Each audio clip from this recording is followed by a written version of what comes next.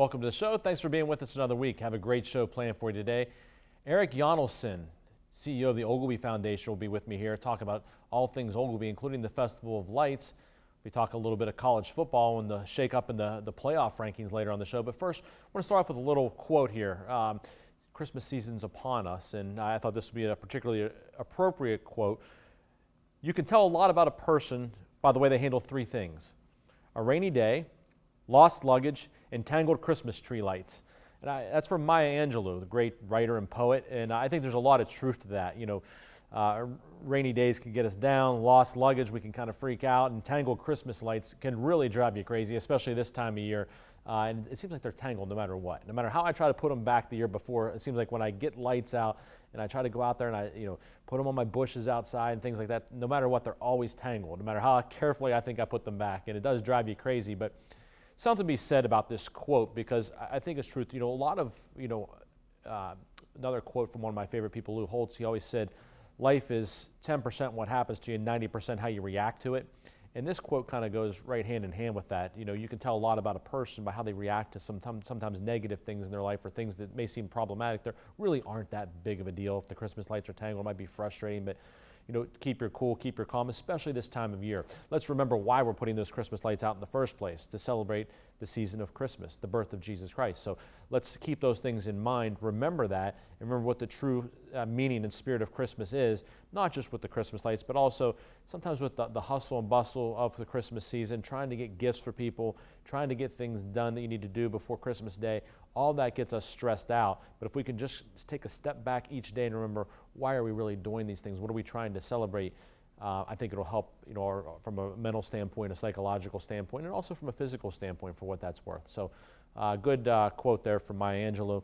We're going to take a break here, and when we come back, I will have Eriks Janelsins, CEO of Ogilvy Foundation, with me, and we'll talk about the Festival of Lights and other things that are happening with the foundation. Stay with us here on the Jamie Bordas Show. Get a steak. Don't stop there. Get it with lobster. Get a steak topped with crab cake. Eat like you own the place, because tonight you do. Get it now. Longhorn's Turf and Surf, the new filet and citrus grilled lobster tail, the new crab cake filet, or Flo's filet and lobster tail. The feeling, the flavor, the place. Longhorn Steakhouse. You can't fake steak.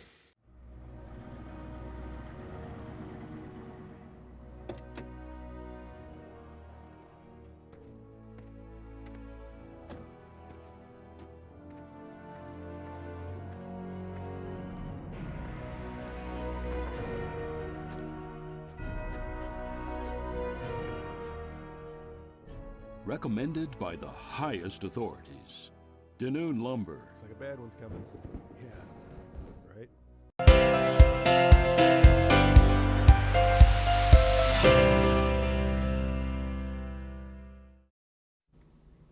Welcome back to the show. This is my favorite time each week when I have a guest with me, and this week my guest is Eriks Janelsins, the president and CEO of the Ogilvy Foundation. Eriks, thanks for being here today. Oh, my pleasure. Thanks for the invitation. So busy time of year at Ogilvy, of course. 32nd year now for the Winter Festival of Lights at Ogilvy, and it seems like every year there's something new for people to see.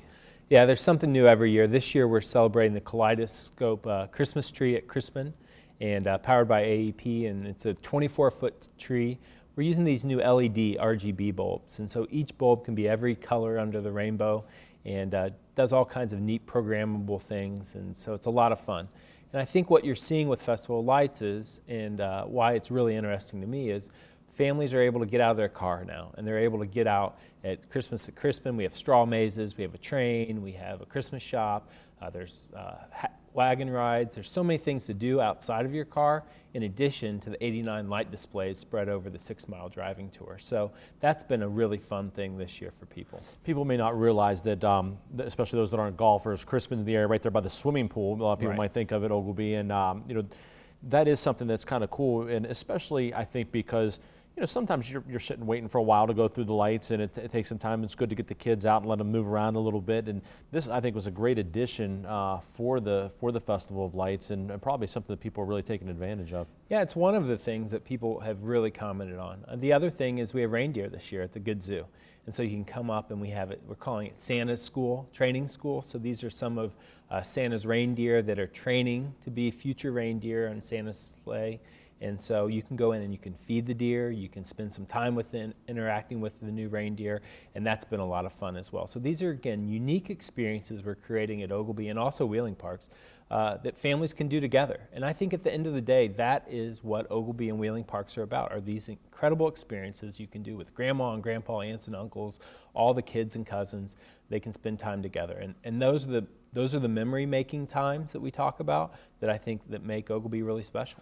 These things you're mentioning, the Christmas at Crispin, the reindeer at the zoo, that people can get out. Is that something that's only available on the weekends, or is that throughout the week as well? No, throughout the week as well, and you can even come up during the day. And so those are all things, again, if our local guests are concerned about traffic and that they've been here before, these are experiences that maybe sometimes people don't associate with the Festival of Lights. The 250,000 guests that are going to come from all over to drive through and enjoy the lights, that's a big part of the festival. But there are these other things you can do, whether it's meeting Santa up at Wilson Lodge, or there are cordial gatherings with entertainment in Hickman Lounge. There are so many other things to do besides just driving through the lights. And remember that driving through the lights is still one of the best holiday light displays anywhere in the country. I think Sundays are a great day. If you look at it in terms of, you can go up, eat at Wilson Lodge, do things around the park, and then, this time of year it gets dark early enough that you can, go through the lights at 5:30, 6 o'clock, drive through and do all the things, and then still be home at a decent hour, even though it's a school night. So I think Sundays are a great day. I did that thing with my family this Sunday. That's exactly what we did, what you just described. So between the Hilltop Gardens, between the zoo, Christmas at Crispin, all of those are things that you can get out of your car, you can shop, or grab something to eat, walk around a little bit, enjoy the beauty of the park, and do all of those things. So I think that's really the excitement. This Sunday be a particularly good time. No Steelers game on Sunday. Steelers play Monday night this week. So Sundays, people looking for things to do. It's a great day to do that, and so it's something I hope people take advantage of. Your role was president and CEO of the Oglebay Foundation. People may not realize, what exactly the foundation does in association with the park itself. So what's the foundation all about? The foundation the foundation hasn't been the foundation is maybe recently new, and we talk about it a little bit more, but it actually predates the parks. Wheeling Park and Oglebay were created because of gifts. 170 people in 1924 made gifts equal to about $4.6 million in 6 days to purchase Wheeling Park and turn it into the first big public park here in Wheeling. And so that's what created the Wheeling Park Commission. So that philanthropic origin, that's the key to the parks. And over the years, other people made gifts. Obviously, Earl W. Oglebay gifted his Waddington Farm estate to the city of Wheeling to be turned into a public park. And each year, each week, people are making gifts to make all of these things happen. That's why we have Wilson Lodge. There was someone named W.P. Wilson that made a gift. So all of those types of gifts are the key to Oglebay's success. And that's my role in the Oglebay Foundation. Is I work with families, I work with individuals, I work with foundations from other places, we work with businesses. How can we make these parks bigger, better, sustain them for the future? If you look at most park systems, public park systems across the country, most state parks, is about 80% of their revenue is funded by taxes. Oglebay, less than 1% of all of our revenue, it comes from a property tax levy here in the city. Everything else we do is generated by people spending their own dollars, so fees for service, admissions to the zoo or overnights at Wilson Lodge, and then philanthropic gifts. And those gifts are the key to moving us forward. It really is kind of a unique setup. I mean, you just don't see around the country, self-sustaining parks that are municipal parks like this around the country. It just doesn't happen. I think and it makes the parks then one of Wheeling's greatest assets, because it's not a cost to the local citizens, but it is an economic driver. We're bringing millions of guests in who spend their dollars.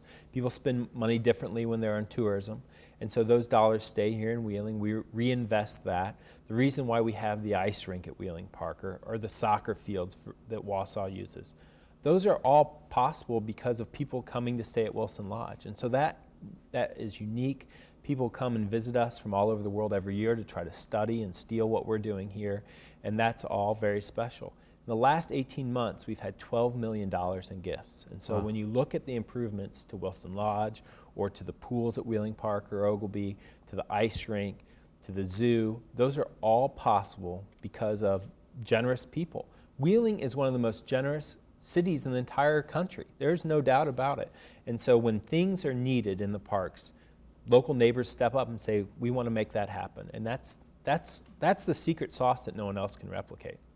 We need to take a break. When we come back, we'll continue talking with Eriks Janelsins about all things Oglebay, including how it does drive the economy here in the Wheeling area. Stay with us here on the Jamie Bordas Show. Fighting for homeowners. Fighting for workers. Fighting for children. Fighting for mineral owners. Fighting for patients. Fighting for policyholders. Bordas and Bordas, fighting for justice.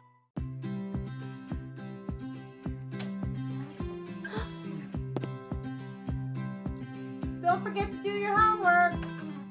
All right, Mom.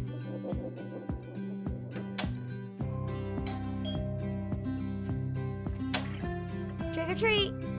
Here you go. Happy Halloween. For your home, for your life, for more than 50 years. Denoon Lumber.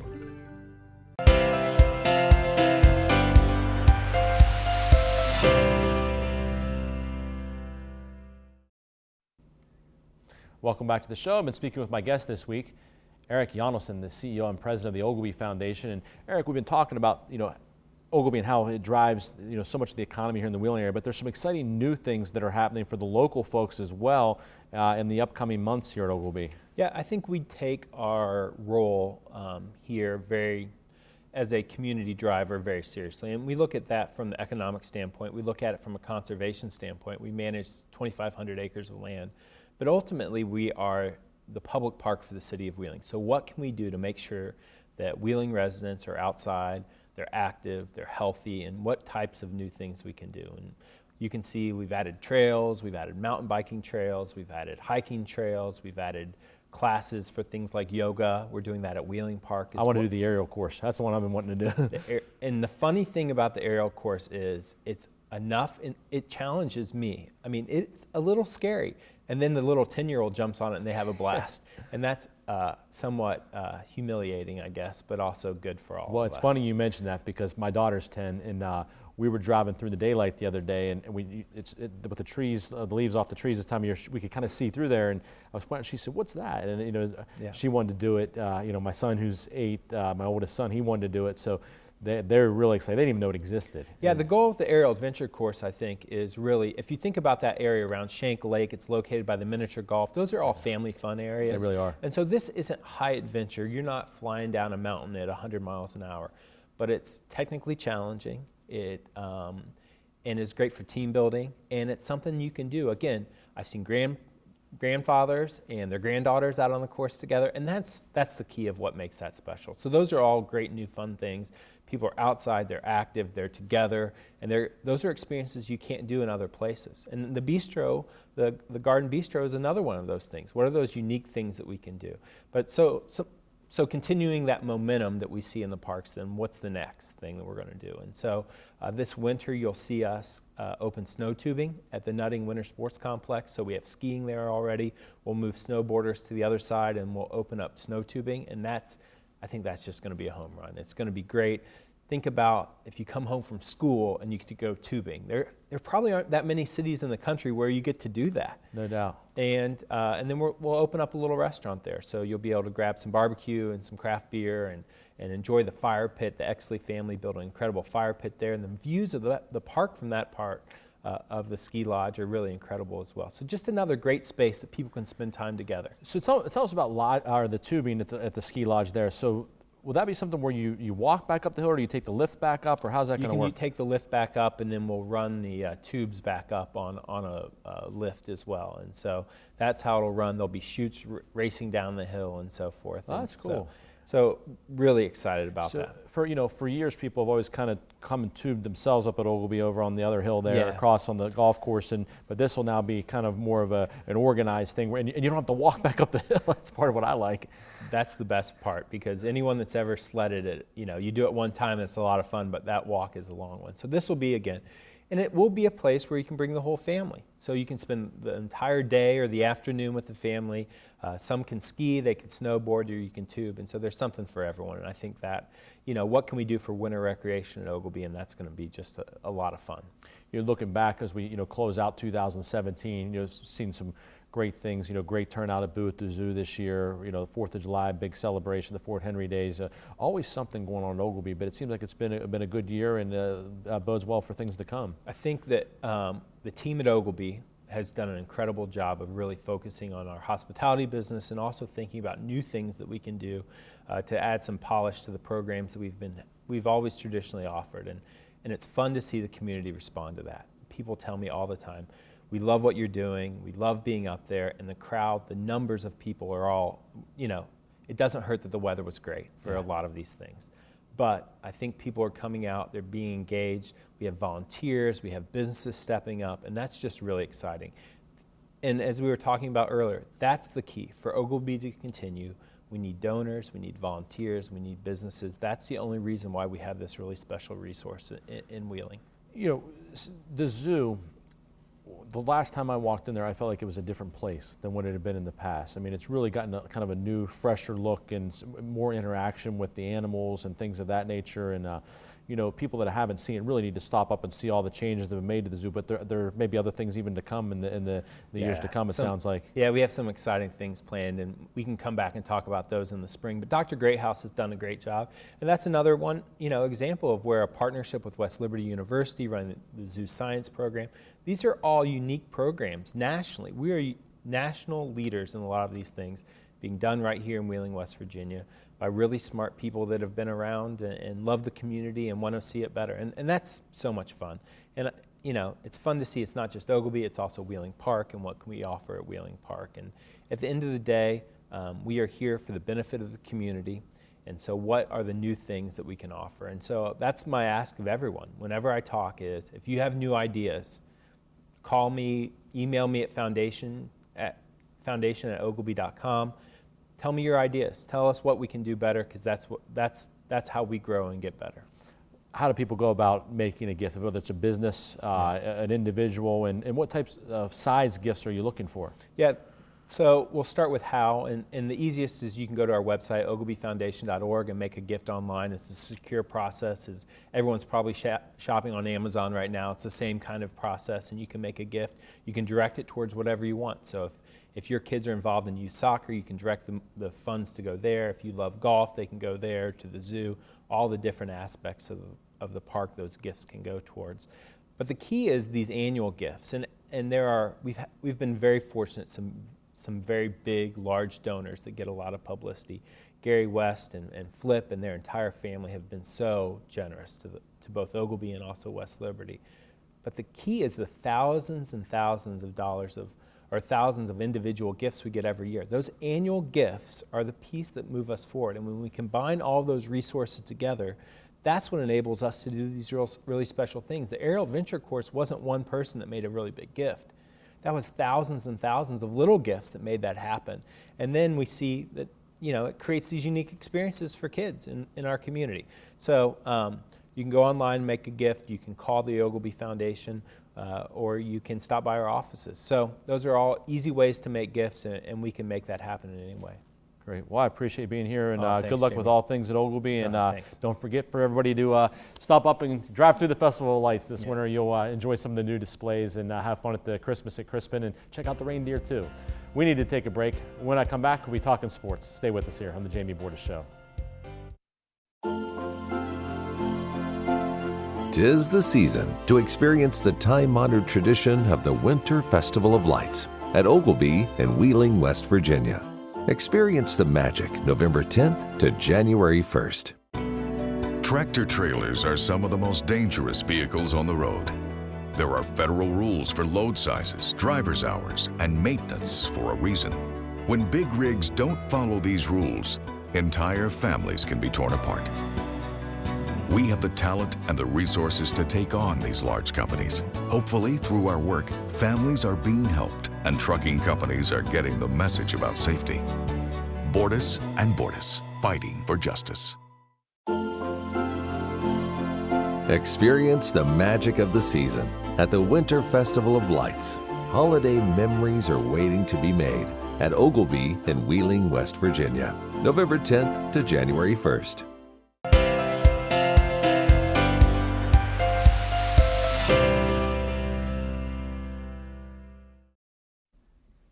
Welcome back to the show. It's time to talk sports, and we'll start with the Pittsburgh Steelers. What a win. Steelers with the last-second field goal, not just a field goal, but a 53-yard career-long field goal by Chris Boswell to win on Sunday night over the Green Bay Packers in a game that a lot of people thought, including me, would be a lot easier for the Steelers with Aaron Rodgers out for the Packers, of course, with that season-ending injury he had several weeks ago. You kind of circled this game on the calendar now as being one that maybe be a little easier, but of course those are the ones that the Steelers always seem to have a tough time with. But one thing that was a great note in that game, first of all, it was a great game. I had a chance to go up there and watch that game with my two oldest boys, and fantastic crowd, fantastic win. Ben was great.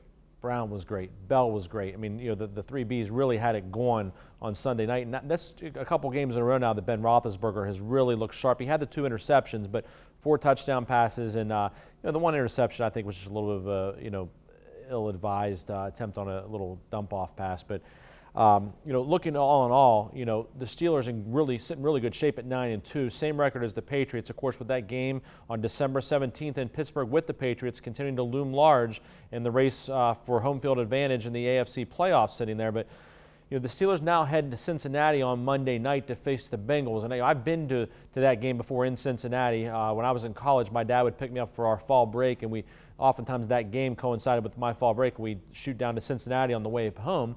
And I'll tell you what, you talk about a place that just does not like the Steelers. Cincinnati is it. I mean, my dad and I, we would always have a Steelers shirt or jacket on or whatever, and we'd be called names and curse words and everything else. And we started to think those were our names after a while. We heard it so many times. They just don't like Pittsburgh, and that's not gotten any better in recent years with the playoff games between the two teams where Pittsburgh knocked Cincinnati out and in the last second, and all those different things that have happened.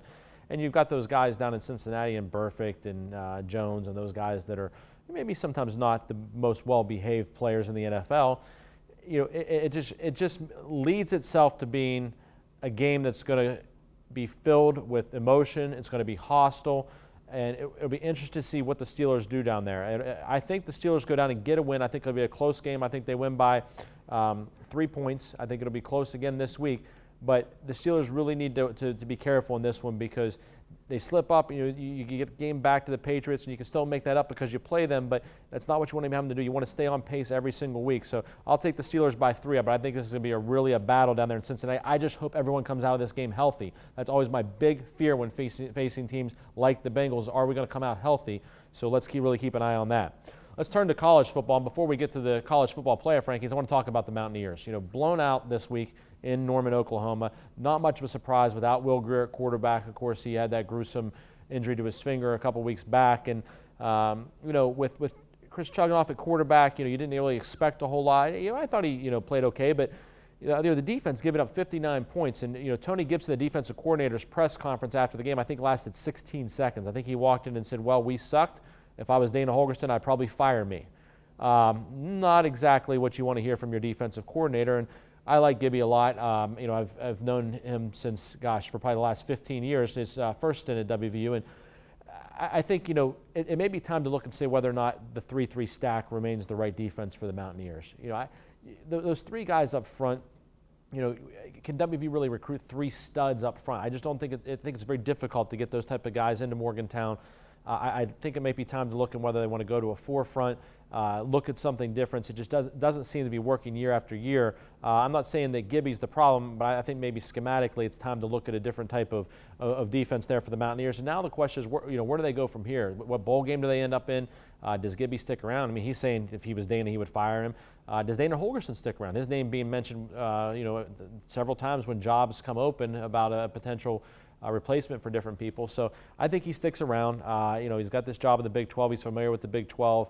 I'm not sure there's anybody out there really just pounding on his door right now. And will Will Greer be back for the bowl game? They said, 4 to 6 week recovery time, depending on which game it is. Hard to know whether he'll be back, but we'll talk about that in the weeks to come, and once we see what bowl game the Mountaineers end up in and who their opponent will be. Of course, big shake-up in the college football rankings this week with both number 1 Alabama and number 2 Miami both going down. Of course, Alabama lost in that rivalry game to Auburn. Miami upset in Pittsburgh, and Pitt, funny team. All they do is beat number 2 teams. This year, they beat Miami. Last year, they beat Clemson. Of course, in 2007, they knocked off the Mountaineers, keeping the Mountaineers from going to the national title game. And they seem like they can beat anybody, but they can be beaten by anybody on any given week. But now the rankings look like this. Clemson, number 1, the defending champs sit there at the top spot. They'll face Miami this week in the ACC championship game. Auburn is number 2, a 2-loss team for the first time ever in the college football playoff top 4. Oklahoma at 3, and Wisconsin, undefeated Wisconsin, number 4. Alabama sits outside the top 4 for the first time in years at number 5, and then Georgia 6, Miami 7, and Ohio State still in the mix at number 8. So let's set forth your college football Saturday here. First of all, at 12:30, number 11 TCU versus number 3 Oklahoma on Fox in the Big 12 championship game. This is a rematch. I like Oklahoma. Their offense is just too high-powered. I love Gary Patterson's TCU defenses, but they can't shut down Baker Mayfield in this Oklahoma offense. I like Oklahoma by 14 in this one. At 4 o'clock, number 6 Georgia versus number 2 Auburn right here on WTRF on CBS. Things snowballed for Georgia last time in this one. I think they get revenge. Even though they got beaten pretty solidly by Auburn last time, Auburn's coming off that emotional win over their rival Alabama. I like Georgia to get revenge, win this game, and go into the college football playoff. Then at 8 o'clock at night, number 7 Miami versus number 1 Clemson right here on WTRF on ABC. Clemson's been there before. They've been to the national title game the last couple years. They're the defending champs. They've got offense, defense. I love Hunter Renfrow at receiver. He just makes plays. I think Clemson wins the turnover battle, not the turnover chain. And I think Clemson wins this game, but a close one. But they win the turnover battle. And then also at 8 o'clock, Ohio State versus Wisconsin on Fox. J.T. Barrett a little banged up, maybe by a camera. Wisconsin not tested a ton. I like Urban Meyer in big games. Buckeyes by 10 in this one. I think Clemson gets in. Oklahoma gets in. Georgia gets in. Who gets the 4th spot? Alabama or Ohio State? A 1-loss Alabama team who didn't make it to their conference championship game. A 2-loss Ohio State team who did get there and won their conference championship. I think the difference is Ohio State got blown out by Iowa and a home loss to Oklahoma by double digits. Alabama's been there every year. The committee's going to want to see them in again, give them a shot to win it. They get the 4th spot. It'll be Clemson versus Alabama in one semifinal, Georgia versus Oklahoma in the other. We'll talk in the weeks to come about how things may shake out once we see what actually happens and what the matchups are. We'll talk all about the college bowls. I thank you for joining in this week. That's all the time we have. We'll see you again next week on the Jamie Bordas Show.